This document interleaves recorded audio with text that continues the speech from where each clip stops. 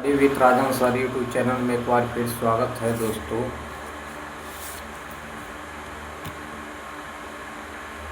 इसके पहले हमने पार्ट 1 पढ़े थे, सोशलॉजी, समाजशास्त्र क्या परिभाषा। आज हम लोग को पढ़ना है ह्यूमन एंड एनिमल सोसाइटी, मानव और पशु समाज। मानव और पशु समाज। देखिए, सबसे बड़ी बात है कि यदि कोई भी समाज से बाहर रहकर जीवित नहीं रह सकता, यदि कोई एक ही कारक मनुष्य के अनूठेपन की व्याख्या कर सकता है तो वह यह है कि केवल मनुष्य में ही संस्कृति पाई जाती है, एनिमल्स यानी जानवर में नहीं। और समाजशास्त्र के अंतर्गत थोड़ा वीडियो हम स्पष्ट कर लेते हैं। माय डियर स्टूडेंट, समाजशास्त्र के अंतर्गत मानव समाज का वैज्ञानिक अध्ययन किया जाता है, लेकिन विश्व में केवल मानव ही समाज में रहते हो ऐसा तो नहीं है। माय डियर स्टूडेंट, मानव के साथ साथ अनेक जीव जंतु, प्राणी, पशु पक्षी भी साथ ही रहते हैं। माय डियर स्टूडेंट, विश्व में केवल मानव ही समाज में नहीं रहते हैं ऐसी बात नहीं है। मनुष्यों के अतिरिक्त अन्य कीड़े मकोड़े, पशु पक्षी आदि भी समाज में व्यवस्थित जीवन व्यतीत करते हैं। माय डियर स्टूडेंट, मानव समाज का पशु समाज से कोई संबंध मानना वास्तव में आश्चर्य की बात होगी। मानव तथा पशु समाजों के तुलनात्मक विश्लेषण करने के लिए ये पहले हमें जान लेना अनिवार्य है कि किसी भी समाज को बनाने के लिए किसी भी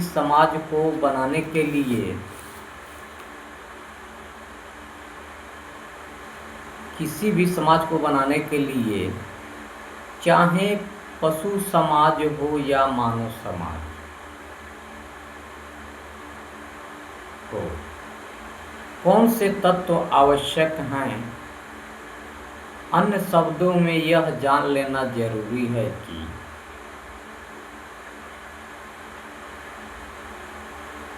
किसी भी समाज के निर्माण के लिए कौन कौन से मूलभूत तत्वों का होना आवश्यक है। यहाँ हम इन्हीं तत्वों के बारे में विचार करेंगे। माय डियर स्टूडेंट, समाज के निर्माण के मूलभूत तत्व आवश्यकताएं किंस्ले डेविस के अनुसार सभी समाजों में, चाहे पशु समाज हो या मानव समाज हो, कुछ ऐसी सामान्य बातें होती है जो सदस्यों को एक दूसरे के निकट संपर्क में ले आती है। माय डियर स्टूडेंट, ऐसी सामान्य बातें जो सभी समाजों में अनिवार्य रूप से पाई भी जाती हैं, निम्नलिखित ये हैं। पहली बात है कि सदस्यों में संगठन। माय डियर स्टूडेंट, पहला पॉइंट हम लोग का सदस्यों में संगठन सभी समाजों के लिए आवश्यकता। सदस्यों में संगठन का एक स्तर होना चाहिए। आकस्मिक रूप से जीवों को एकत्रित हो जाना संगठन नहीं है। माय डियर स्टूडेंट, किसी देवी प्रकोप या प्राणियों को इकट्ठा होना भी संगठन नहीं है। संगठन या सामाजिक एकता के लिए अनिवार्य है कि कुछ आवश्यकताएं ऐसी हो जिनमें माय डियर स्टूडेंट कुछ आवश्यकताएं ऐसी हो जिनके आधार पर समूह तथा सदस्यों के बीच स्थापित होने वाले संबंधों को अस्थायी बनाया जा सके। इस प्रकार की आवश्यकताएं सभी समूहों या समाजों में पाई जाती है। दूसरी बात माय डियर स्टूडेंट, जनसंख्या की हम बात करेंगे। एक समाज विभिन्न जीवों से मिलकर बनता है। एक समाज विभिन्न जीवों से मिलकर बनता है। इन जीवों के अभाव में अर्थात बिना जनसंख्या के समाज नहीं रह सकता। इसलिए पशु समाज हो या पक्षी समाज हो, मानव समाज, प्रत्येक के लिए जनसंख्या का भी होना अति आवश्यक है। समाज को अपने सदस्यों के लिए खान पान की व्यवस्था करनी होती है। माय डियर स्टूडेंट, प्राकृतिक बाधाओं तथा अन्य पशुओं से समाज को अपने सदस्यों को बचाना पड़ता है और सुरक्षा प्रदान करनी पड़ती है। माय डियर स्टूडेंट,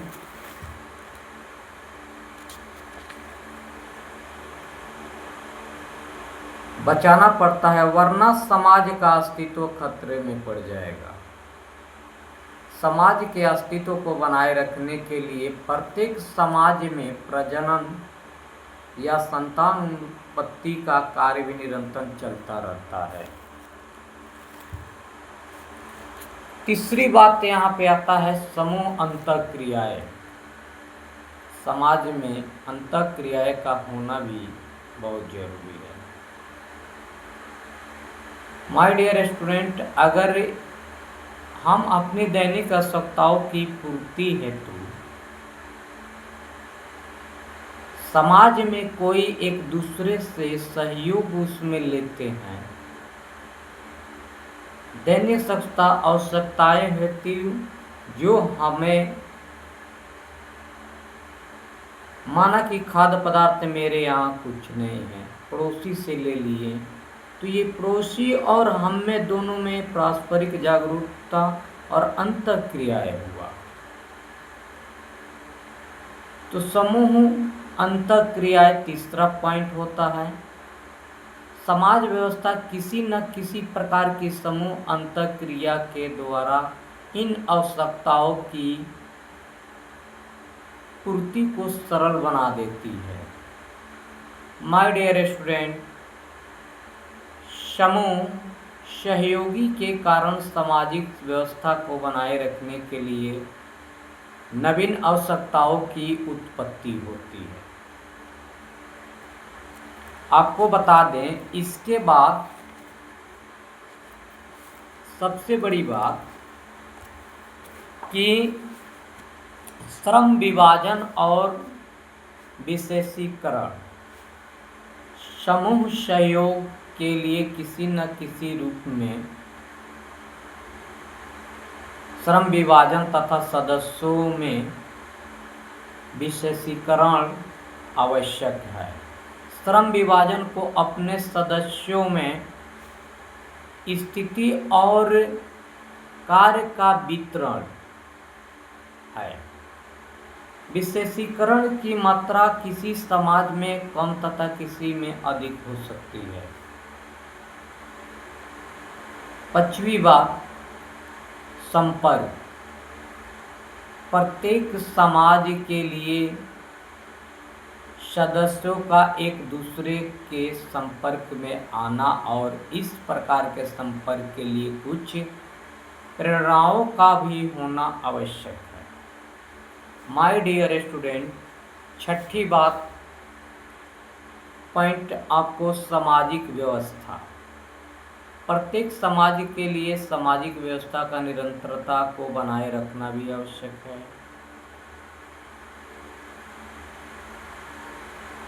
प्रत्येक समाज का एक सामाजिक संगठन भी होता है। उसे सुरक्षा तथा शांति का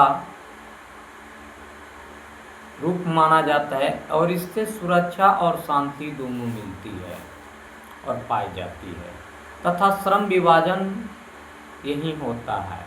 इस संपूर्ण सामाजिक व्यवस्था को पीढ़ी दर पीढ़ी बनाए रखना नितांत आवश्यक है।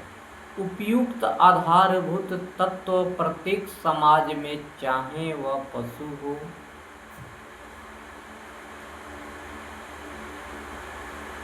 या मानव समाज हो,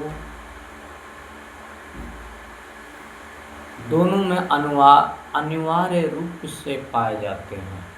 माय डियर स्टूडेंट, दूसरी बात, आपसे ये भी प्रश्न पूछ सकता है कि पशु समाज या मानव विहीन समाज की श्रेणियां क्या है? श्रेणियां कौन कौन सी होती है? देखिए, एनिमल सोसाइटी और नॉन ह्यूमन सोसाइटी टाइप्स। अमानवीय जगत में प्रत्येक समाज को जीवधारी अपनी आवश्यकताओं की पूर्ति वंशानुक्रमण पर आधारित समाज व्यवस्था से ही करते हैं।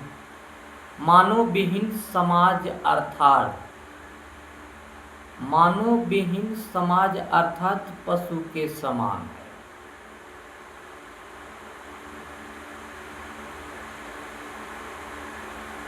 मानव समाज में श्रेणियों को 3 श्रेणियों में बांटा गया है। पहला श्रेणी कीड़ों का समाज, दूसरा श्रेणी स्तनपायी समाज और तीसरा नर बानर समाज। ठीक, कीड़ों का समाज यानी कीट समाज, इंसेक्ट सोसाइटी जिसको हम इंग्लिश में कहते हैं माय डियर स्टूडेंट। इसमें चींटी, मधुमक्खी, दीमक, टिड्डी आदि आते हैं। आप लोग तो टिड्डी देख ही रहे हैं, चींटी समझ ही रहे हैं। इसमें कीड़ों का समाज में, कीट समाज में, इंसेक्ट सोसाइटी में, इसमें चींटी, मधुमक्खी, टिड्डी, दीमक, कीट समाज के निम्नलिखित विशेषताएं पाई जाती है। पहली विशेषताएं, जन्मजात व्यवहार। माय डियर स्टूडेंट, ये क्लास बहुत लंबा होगा और सोशियोलॉजी को विस्तृत रूप से जानना है और अच्छे से पढ़ना, अच्छे मार्क उठाना है समाजशास्त्र में, तो सोशियोलॉजी को समझना है। तो मेरे कंसेप्ट को ध्यान दें, हेडिंग और पॉइंट को समझें और मेरे चैनल को study with Rajan sir YouTube channel को सब्सक्राइब करें और साथ ही साथ बीके सिंह इंग्लिश क्लासेस को भी सब्सक्राइब करें और इंटर का इंग्लिश ऑब्जेक्टिव कंप्लीटेड आपको कोई भी क्वेश्चन हो जानना है तो वीडियो के माध्यम से study with Rajan sir channel हमारा है और उसमें स्टडी विथ राजन सर एक ग्रुप है, उसमें हमारे गुरुजी, हमारे सर सारे क्वेश्चन इंटर का अपडेट करते रहते हैं। आपको वहाँ से भी मिल जाएगा, जुड़े रहिएगा। तो जन्मजात व्यवहार की बात करते हैं। इंसेक्ट सोसाइटी में कीड़े मकोड़ों जन्म से ही व्यवहार सीखकर आते हैं। मनुष्य के समान इन्हें व्यवहार सिखाने की आवश्यकता नहीं होती है। ये अपने व्यवहारों में बहुत ही कम परिवर्तन ला पाते हैं। दूसरी बात, इनमें भी संगठन तथा व्यवस्था पाई जाती है। आपने तो देखा ही होगा, चींटी एक दिशा में चलती जब है तो चलना प्रारंभ करती है और उसमें संगठन बना के चलती है। जब चींटियों में संगठन हो सकता है, पारस्परिक जागरूकता हो सकता है, अंतःक्रियाएं हो सकता है, संबंधों की जाल हो सकता है, तो हमें मनुष्य में क्यों नहीं भाई? हमें भी तो इस समाज को समझना चाहिए। तो इनमें भी संगठन तथा व्यवस्था पाई जाती है। कीट समाज, तीसरी बात, कीट समाज में श्रम विभाजन भी पाया जाता है। उदाहरण के लिए दीमक समाज में रानी दीमक प्रजनन का कार्य करती है। रक्षा, सफाई तथा देखभाल का कार्य अलग अलग दीमक द्वारा किया जाता है। चौथी बात, कीट समाजों में परिवार के बड़े विस्तृत होते हैं। ये हजारों की संख्या में अंडा देते हैं और जन्म लेते हैं, किंतु इनमें मरने वालों की संख्या भी अधिक पाई जाती है।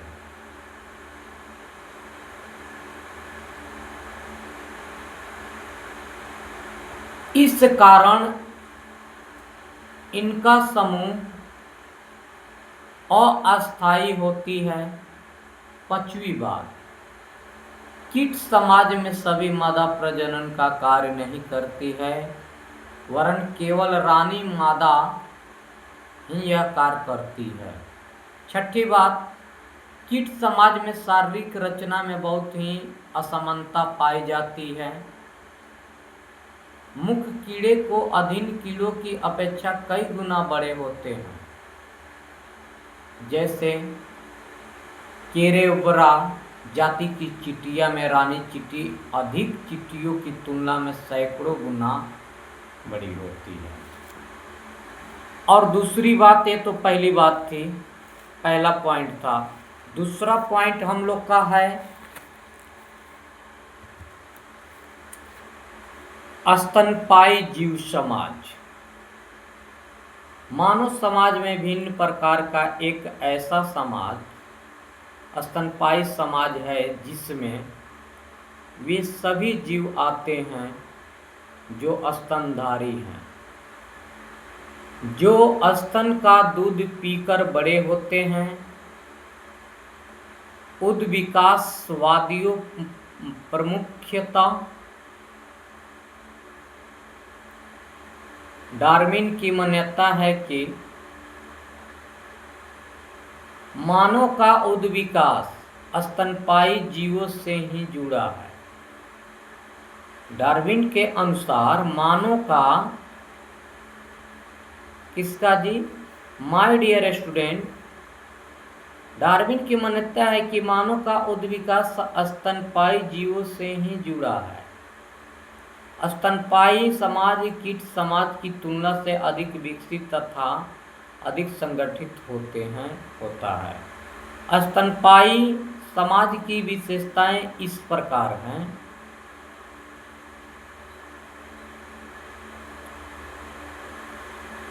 देखिए, स्तनपायी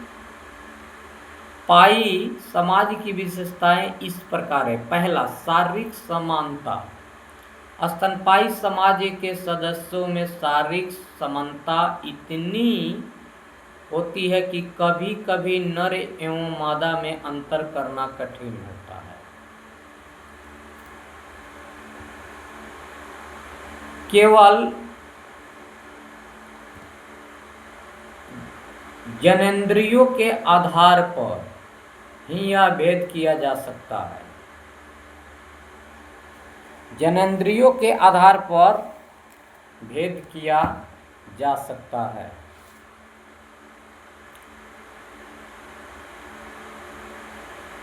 आकार, शक्ति तथा सूरत की दृष्टि से एक गाय तथा एक बैल में कोई विशेष अंतर नहीं पाया जाता, ये आप भी जानते हैं और हम भी देखते हैं। माय डियर स्टूडेंट, दूसरी बात, स्तनपायी समाज में कुछ अपवादों को भी छोड़कर सभी मादा प्रजनन की क्षमता रखती है। तीसरी बात, छोटा परिवार। स्तनपायी समाज के जीव एक समय में केवल कुछ संतानों को ही जन्म देते हैं, अतः इनके परिवार का आकार छोटा ही होता है। चौथी बात, प्रत्येक सीख इसमें सामाजिक व्यवहार पूर्णतः वंशानुक्रमण पर आधारित नहीं किसी संस्कृति का निर्माण नहीं कर पाते हैं। पांचवी बात, पर्यावरण का प्रभाव। स्तनपायी समाज के परिवर्तन भोजन की खोज और मौसम परिवर्तन पर बहुत कुछ निर्भर करता है। छठी बात, अस्थायित्व। स्तनपायी पशुओं की जीवन अवधि कीड़ों की अपेक्षा लंबी होती है, अतः मादा के पास रहना पड़ता है, अतः उनके समूह में अस्थायित्व पाया जाता है। चूंकि स्तनपायी समाज में बच्चे को लंबे समय तक मादा के पास रहना पड़ता है, बात ऐसी है, वह उसके भोजन की व्यवस्था और उसके सुरक्षा प्रदान करती है, अतः उनके पारस्परिक संबंधों से स्थिरता पाई जाती है। तीसरी बात आपको बता दें, नर बानर समाज। तो स्तनधारी जीवों में नर बानर सबसे ऊंचे स्तर के जीव हैं। इन जीवों में ऐसे जैविक सामाजिक गुण पाए जाते हैं जो मूल रूप में स्तनधारी जीवों की विशेषता के ही विकसित रूप हैं। इन गुणों के विकसित रूप में पाए जाने के कारण इन जीवों को समाज अधिक जटिल प्रकार का होता है। नर बानर समाज से बंदर, पूंछ वाले लंगूर जैसे गोरिल्ला,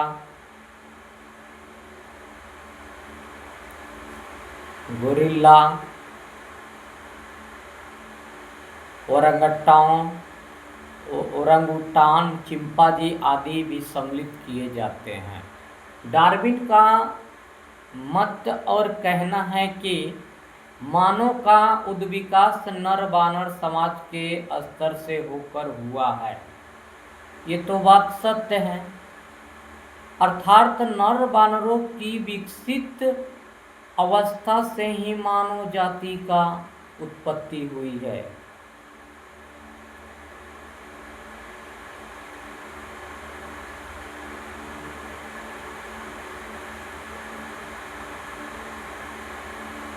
ऐसे समाज की विशेषताएं इस प्रकार हैं। पहली, विशिष्ट शरीर संरचना। देखिए, विशिष्ट शरीर रचना। निम्न स्तर के स्तनधारी जीवों की तुलना में नर बानरों की आंखें अधिक तीक्ष्ण होती है, उनके मस्तिष्क अधिक विकसित होते हैं,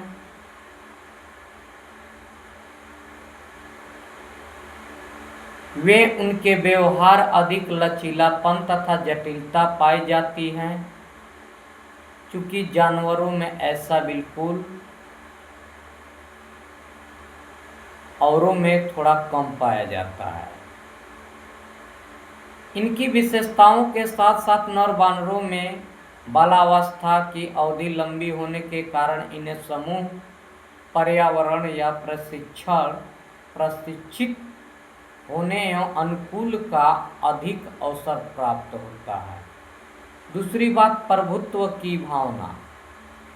नर बानरों में प्रभुत्व अपने व्यापक तथा लचीले रूप में पाए जाते हैं। उनकी सब प्रकार की क्रियाएं प्रभुत्व से प्रभावित होती है। परिवार में आयु तथा लिंग भेद के कारण प्रभुत्व अधिक निश्चित रूप से क्रम स्पर्धा युक्त पाया जाता है। प्रोफेसर जुकरमैन ने भी बंदरों एवं हाथियों में प्रभुत्व का उल्लेख किया है।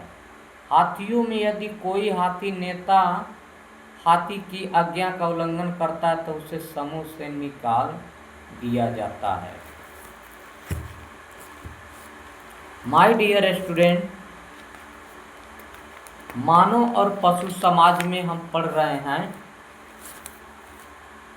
और सबसे बड़ी बात यह है कि तीसरी बात, विकसित संचार प्रक्रिया। नर बानर समाज में विकसित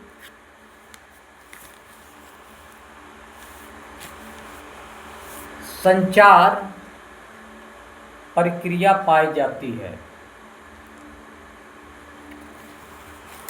विकसित संचार प्रक्रिया पाई जाती है। और सबसे बड़ी बात यह है कि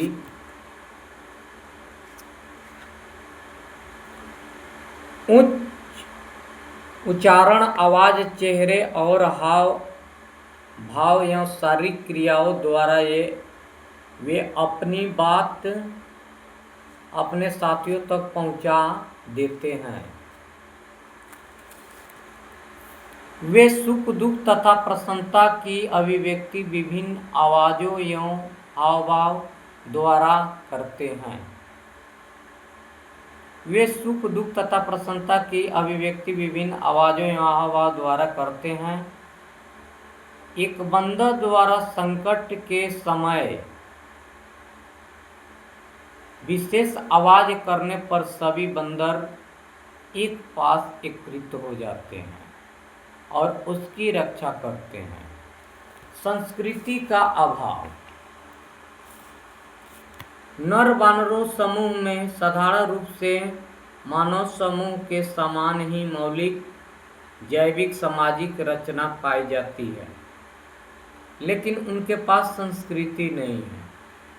उनमें संस्कृति का नहीं होना ही मानव समाज और उनके समाज के बीच एक बहुत बड़ा अंतर को माना जाता है। माय डियर स्टूडेंट, नर बानर समाज के विशिष्ट गुणों के लिए हुए मानव अपनी संस्कृति के साथ एक जैविक सामाजिक सांस्कृतिक समाज की रचना कर पाया है। ऐसे समाजों को सामाजिक संस्कृति या मानव समाज कहा जाता है। पशुओं में कहीं ऐसा समाज नहीं पाया जाता है। विशिष्ट यौन व्यवहार। नर बानर समाज में यौन क्रियाएं स्वचालित नहीं होती है और न ही ऋतु द्वारा प्रेरित। इनमें एक क्रियाएं अन्य को देखकर ही होती है। मानसिक प्रेरणा और उद्दीपन के कारण एक विशेष आयु में ही यौन क्रिया करने की क्षमता पाई जाती है। छठी बात की छोटा परिवार। नर बानर समाज में मादा एवं एक समय में कम संतानों को ही जन्म देती है, अतः परिवार का आकार भी छोटा होता है। अनुकूल की क्षमता। नर बानर समाज में प्राकृतिक परिस्थितियों को अनुकूल करने की क्षमता अधिक होती है। प्रत्यक्ष सीख। नर बानर समाज के सदस्य परस्पर एक दूसरे को प्रत्यक्ष सीख एवं उदाहरण द्वारा क्रियाएं सिखा सकते हैं। एक बंदर दूसरे बंदर को देखकर भागना, पेड़ पर चढ़ना, खेलना, झटपटना आदि सीख जाते हैं।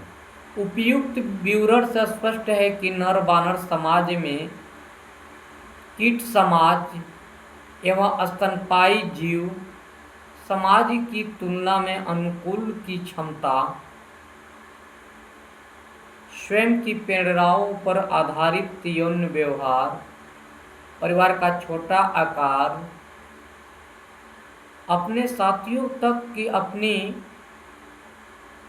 बात पहुंचाने अर्थात संचार की शक्ति, प्रभुत्व की भावना तथा अनुकूलन द्वारा सीख आदि विशेषताएं प्रमुख रूप से पाई जाती है और यह समाज स्तनपायी पशुओं की ही विकसित अवस्था है। अब हम बात करेंगे मानव समाज की। तो यहाँ सबसे पहले यह जान लेना आवश्यक है कि मानव समाज पशु समाज से काफ़ी कुछ भिन्नताएं लिए हुए हैं। मूल कारण यह है कि मानव मस्तिष्क काफ़ी विकसित होती है और उसमें बोलने, सीधे खड़े होने की क्षमता होती है। मानव समाज में मानव बोलने में स्पष्ट, सुस्पष्ट और प्रत्यक्ष बोल पाता है, जबकि पशु समाज में ऐसा नहीं होता है। माय डियर स्टूडेंट, मनुष्य खड़े होकर अपनी सारी कार्यों को संचालित कर सकता है, जबकि पशु 4 पैरों पे खड़े होते हैं, तो सीधे खड़े भी नहीं हो सकते हैं।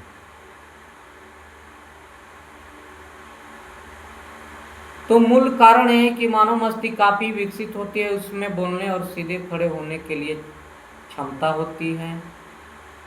उसके हाथ लचीलेपन के कारण स्वतंत्र रूप से क्रियाशील रहते हैं, जबकि पशुओं में ऐसा क्रियाशील लचीलेपन नहीं होते हैं। माय डियर स्टूडेंट, मनुष्य सीधे 2 पैरों पे खड़े हो सकते हैं, जबकि पशुओं 4 पैरों पे सीधे खड़े नहीं हो पाते हैं। मानव अपनी दृष्टि को केंद्रित कर सकता है, पढ़ लिख सकता है, अपनी शारीरिक व बौद्धिक क्षमताओं के कारण भाषा का आविष्कार कर सका तथा सांस्कृतिक विकास भी कर पाया, जबकि पशुओं में ऐसा कुछ है ही नहीं। संस्कृति ही मानव की समाज की श्रेष्ठतम धरोहर है, जो उसे पशु समाज से पृथक यानी अलग करती है। मानव सामाजिक संपर्क, पारस्परिक जागरूकता एवं सामाजिक अंतःक्रियाएं के कारण सुगमता से सामाजिक संबंध निर्मित कर पाता है। मानव के अंदर अंतःक्रियाएं, पारस्परिक जागरूकता पाई जाती है, जबकि पशुओं में इतनी नहीं है।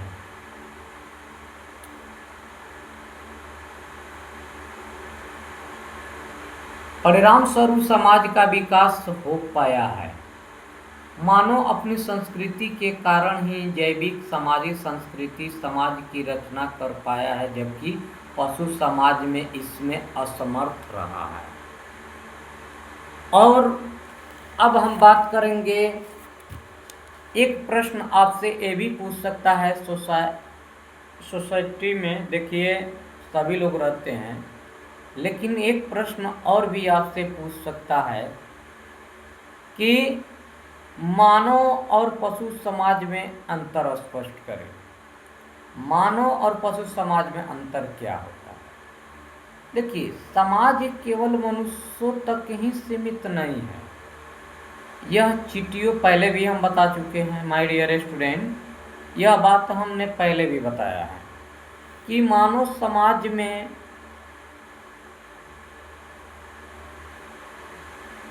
केवल मनुष्यों तक सीमित नहीं है। चींटियों, बंदरों, कीड़े मकोड़ों, पशु पक्षियों, दीमक, मधुमक्खियों, अन्य प्राणियों में भी समाज पाया जाता है, किंतु मानव समाज इनसे अनेक भिन्नताएं रखता है। इन भिन्नताओं के कारण ही दो भिन्न प्रकार के समाज स्पष्ट रूप से देखे जा सकते हैं। मानव समाज और पशु समाज को समझने के लिए इन दोनों में पाए जाने वाले अंतरों को जानना आवश्यक है। इन अंतरों को हम 2 रूपों में प्रकट कर सकते हैं। पहली, शारीरिक या प्राणी शास्त्रीय अंतर तथा सामाजिक सांस्कृतिक अंतर। देखिए, मानव और पशु समाज में शारीरिक अथवा प्राणी शास्त्रीय अंतर। पहली, मानव और पशु समाज में पाए जाने वाले शारीरिकी अंतर मात्रा का है, न कि प्रकार का है। शारीरिक आधार पर मानव और पशु समाज में पाए जाने वाले प्रमुख अंतर आपको हम बताने जा रहे हैं। पहला होता है मस्तिष्क के विकास के आधार पर अंतर। माय डियर स्टूडेंट, मस्तिष्क के विकास के आधार पर अंतर। अन्य जीवों की तुलना में मानव मस्तिष्क अधिक विकसित एवं जटिल है।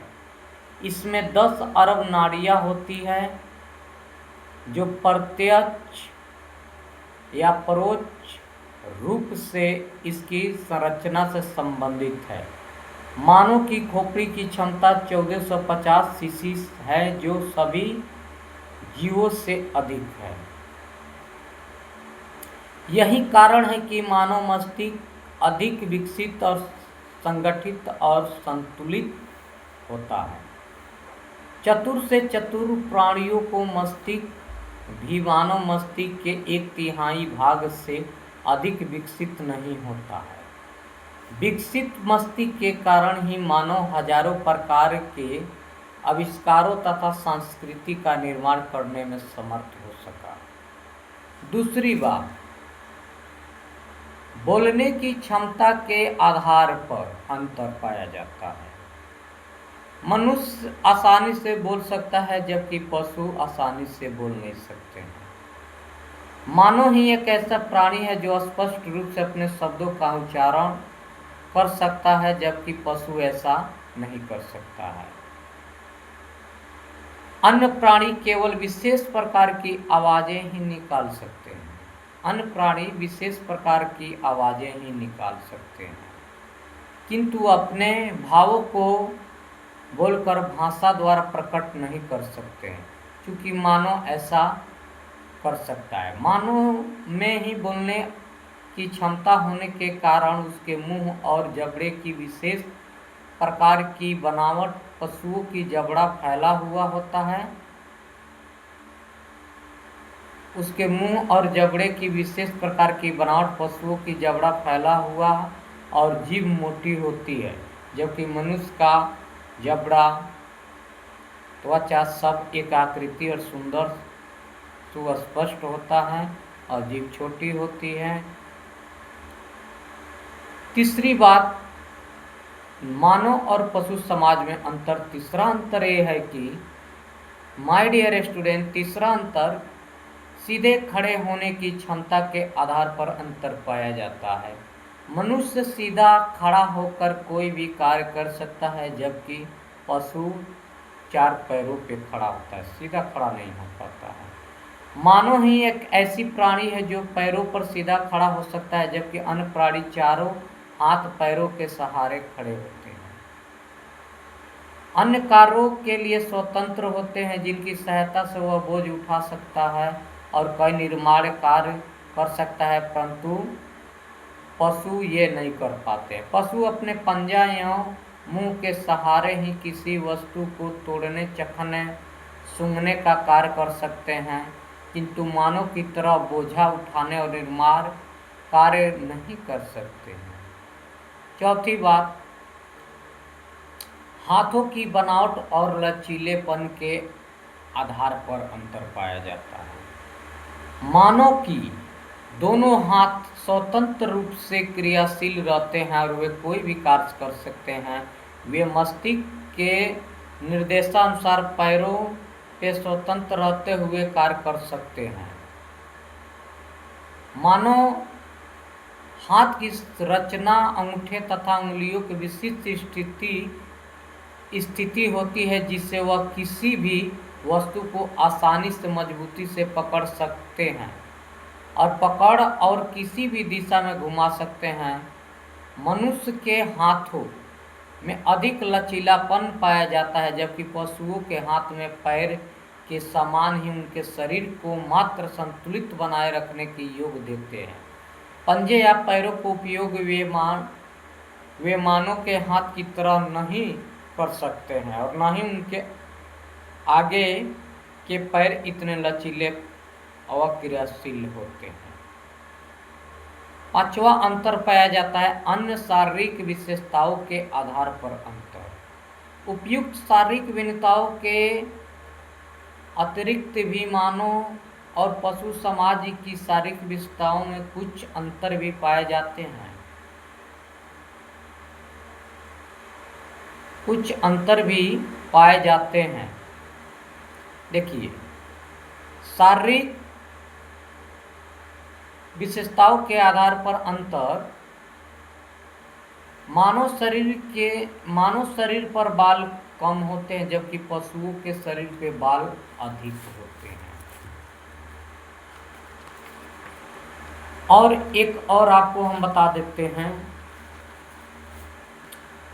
कि शरीर पर अधिक बालों की कमी के कारण मानव अस्फुर्ति होती है और सर्दी गर्मी तथा मौसम के प्रभाव से बचने पे अपना सुरक्षा के कृत्रिम उपाय भी आसानी पूर्वक कर लेते हैं।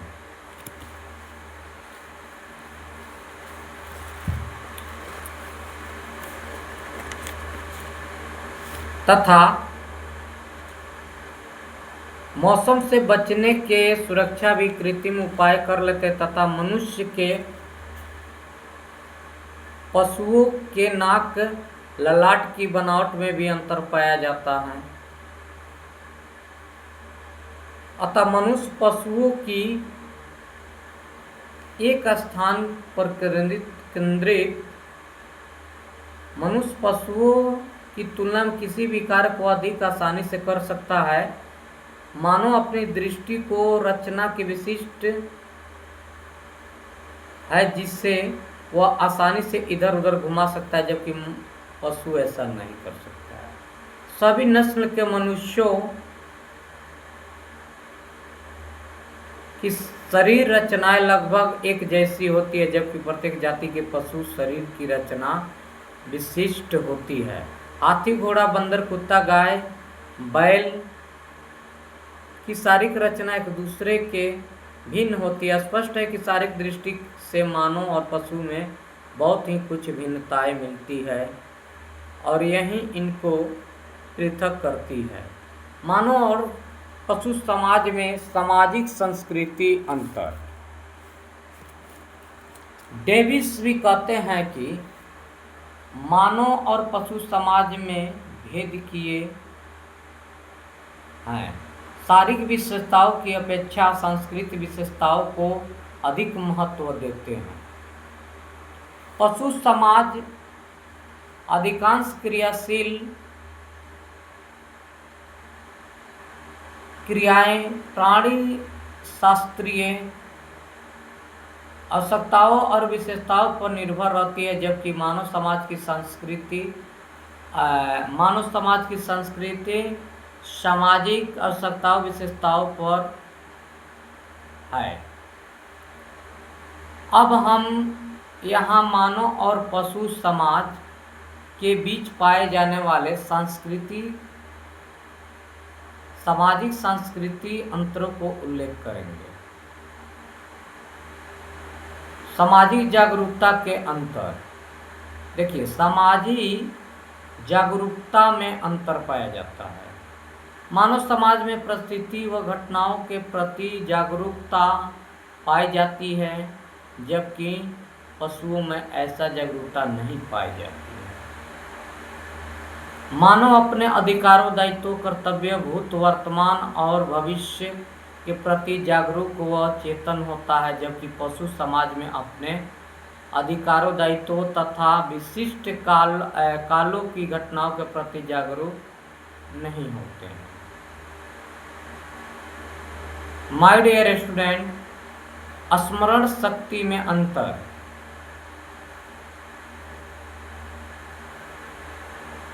मानव में स्मरण शक्ति पाई जाती है। वो सोच समझ याद भी कर सकते हैं।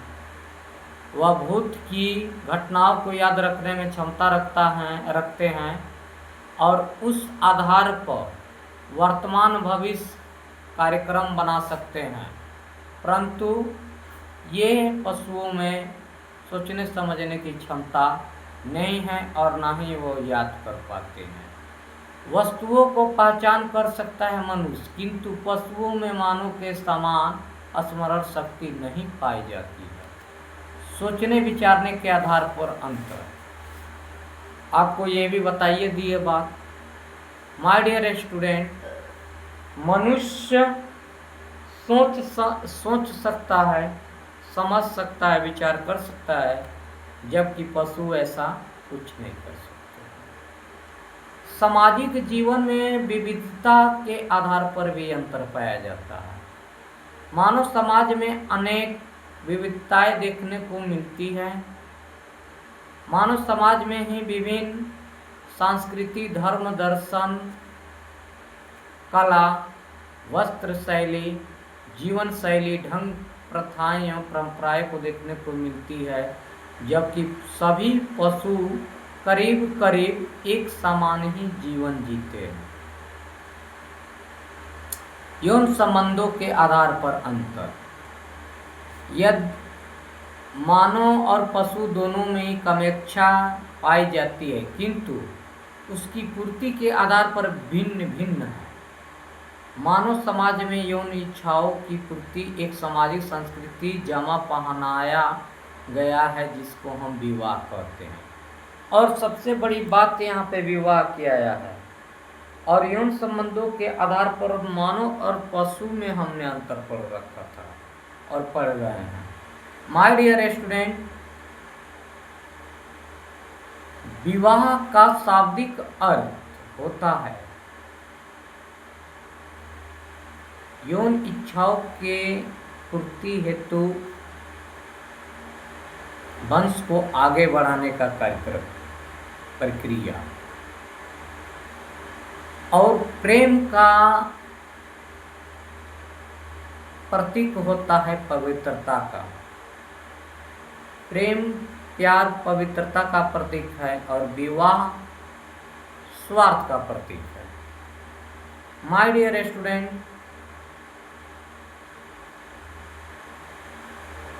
यही चीज हम समझाना चाहते हैं कि आजकल के बच्चे प्रेम को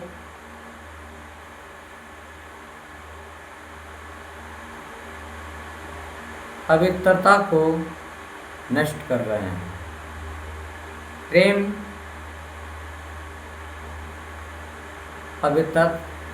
पवित्रता का प्रतीक है, विवाह स्वार्थ का प्रतीक है। विवाह रूपी संस्था द्वारा ही समाज में स्त्री पुरुष यौन व्यवहार की स्वीकृति प्राप्त कर सकते हैं। विवाह में ही नातेदारी, जाति, परिवार, गोत्र, स्पीडनता आदि अनेक नियमों का पालन किया जाता है। पशुओं में यौन व्यवहार में संबंधित कोई नियम ही नहीं है। मनुष्य, आपको बता दें कि टॉयलेट कहीं भी नहीं कर सकता। वो अपनी लज्जा, श्रम, कहीं बैठेगा, शौच जाएगा, टॉयलेट जाएगा तो सेफ्टी में जाएगा, मूत्र करने के लिए मूत्रालय में जाएगा। जानवर ऐसा नहीं करते, उनका सोचने समझने की कुछ है ही नहीं। वह कहीं भी पोटी कर देंगे। समझ में आया माय डियर स्टूडेंट? ये मनुष्य और जानवर में अंतर सबसे बड़ी है। यही तो मनुष्य और जानवर में पृथक अंतरों को स्पष्ट करता है। छठी बात हम आपको बता दें कि नियंत्रण के आधार पर अंतर भी पाया जाता है। मानव समाज में प्रथाओं, परंपराओं, जनजातियों, कानूनों, नियमों, जनमत, धर्म व राज्य आदि के द्वारा सदस्यों के व्यवहार को नियंत्रित और निर्देशित किया जाता है, जबकि पशु समाज में नियंत्रण की इस प्रकार की कोई व्यवस्था ही नहीं पाई जाती। माय डियर स्टूडेंट, परिवर्तनशीलता के आधार पर भी अंतर पाया जाता है। मानव समाज पशु समाज की अपेक्षा अधिक गतिशील और परिवर्तनशील है।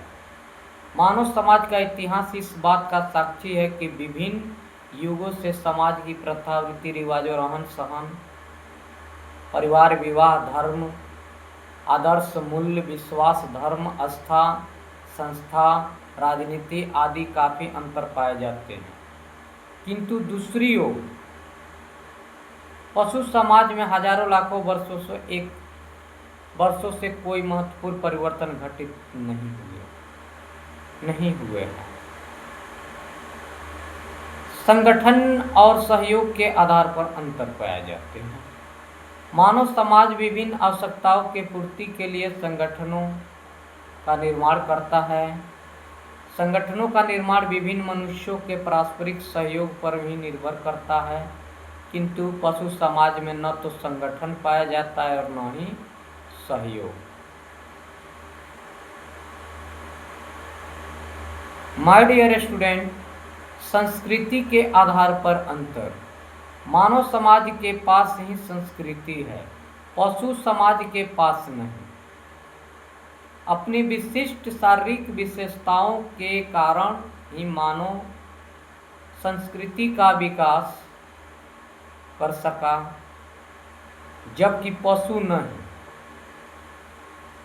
मानव और पशु समाज में मौलिक भेद संस्कृति का ही है।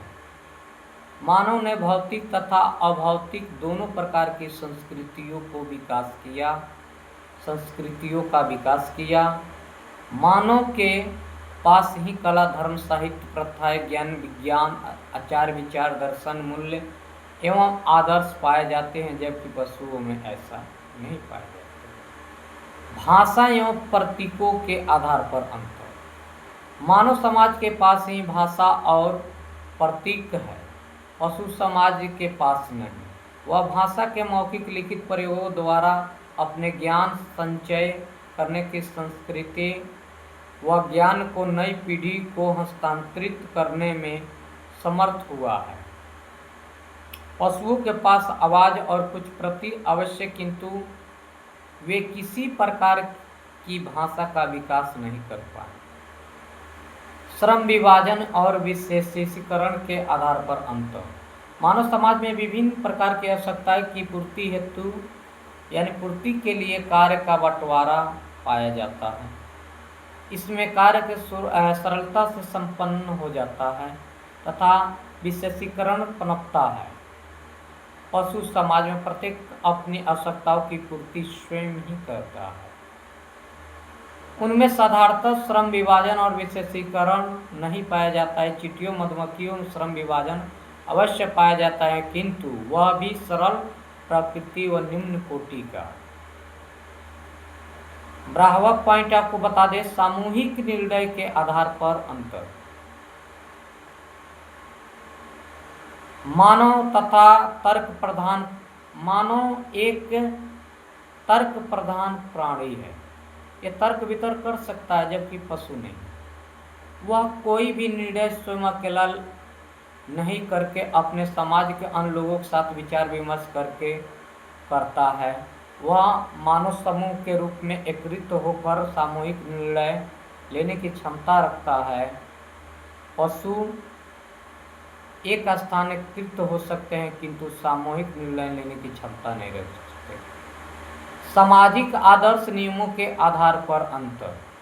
13वां पॉइंट देखिए, सबसे बड़ी बात, मानव समाज में ही सामाजिक आदर्श नियम, सोशल नॉर्म्स देखने को मिलता है। मानव ही नैतिक और अनैतिक, अच्छे बुरे, सही गलत का अंतर कर सकता है। जनरीतियाँ, प्रथाएं, परंपराएं, परिपाटियाँ, शिष्टाचार, कानून, फैशन आदि सामाजिक आदर्श नियम ही है जो मानव के व्यवहार को प्रदर्शित करता है, जबकि पशुओं में ये सब कुछ नहीं पाए जाते हैं। ठीक है, अनियंत्रित व निर्देशित करते हैं, जबकि पशुओं में नियंत्रित निर्देशित नहीं होते। पशु समाज में सामाजिक आदर्श, नियम व नैतिकता की धारणा नहीं पाई जाती है। सीखने की क्षमता के आधार पर अंतर। देखिए, मनुष्य जो है सीखने की क्षमता पर भी परिपूर्ण है। एक वैज्ञानिक, सामाजिक वैज्ञानिक, इनका नाम है सैमुअल कोइंग, का मत है कि मानव पशु समाज में अंतर उनमें सीखने की क्षमता में निहित है। मानव विभिन्न प्रकार की क्रियाओं, व्यवहार तथा संस्कृति को सीख एवं ग्रहण कर सकता है और नई पीढ़ी को सिखा सकता है। इसी कारण ज्ञान और संस्कृति का संचय एवं हस्तांतरण संभव हुआ है। पशुओं में सीखने की क्षमता बहुत कम होती है। अनुकूलन की क्षमता में अंतर। मानव विभिन्न प्रकार की सामाजिक एवं भौगोलिक परिस्थितियों में अपना अनुकूलन कर पाते हैं, किंतु पशुओं में इस प्रकार की अनुकूलशीलता सामान्य नहीं पाई जाती है। संवेदनशीलता के आधार पर अंतर। मानव समाज में पशु समाज की अपेक्षा संवेदनशीलता अधिक विकसित है। वह हंसी, खुशी, दुख, ईर्ष्या, घृणा, प्रेम, क्रोध आदि को अधिक स्पष्ट रूप से महसूस कर प्रकट कर सकते हैं, किंतु पशु नहीं। उपयुक्त अंतरों के अतिरिक्त मानव और पशु समाज में एक अंतर ये भी है कि केवल मानव समाज में ही परिवार, विवाह, नातेदारी की संस्थाएं पाई जाती है तथा पशु समाज में इन संस्थाओं का अभाव पाया जाता है। ठीक है, तो माय डियर स्टूडेंट, हमने पढ़ा मानव समाज, पशु समाज। फिर मिलते हैं अगले वीडियो में। तब तक के लिए जय हिंद, जय भारत दोस्तों। और आप लोग से हाथ जोड़कर विनती है, BK Singh English classes inter वाले के लिए बहुत खुशखबरी है। यूट्यूब पे जाके BK Singh English classes channel को सब्सक्राइब कर लीजिए और वहाँ से हमारे सर से अच्छे कंटेंट पढ़िए। जय हिंद।